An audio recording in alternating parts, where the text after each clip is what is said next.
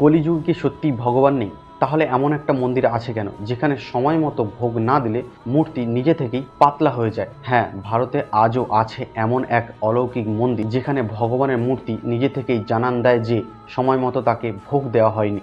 এই আশ্চর্যময় ঘটনাটি ঘটে কেরালার তিরুবারপুর কৃষ্ণ মন্দিরে। এখানে ভগবান শ্রীকৃষ্ণের 1500 বছর পুরনো একটি মূর্তি আছে, যেটি এতটাই জীবন্ত বলে মনে করা হয় যে যদি সময় মতো তাকে ভোগ না দেওয়া হয় তাহলে মূর্তি একা একাই পাতলা হয়ে যায়। স্থানীয় পূজারীরা বলে আজ থেকে 50 বছর আগে যখন তার বাবারা এই মন্দিরে পুজো দিতেন এবং ঠিক সময় ভোগ না দিলে মূর্তির কোমরে বাঁধা কাপড় পায়ের নিচে চলে আসতো, মানে মূর্তি আসলেই পাতলা হতে শুরু করত।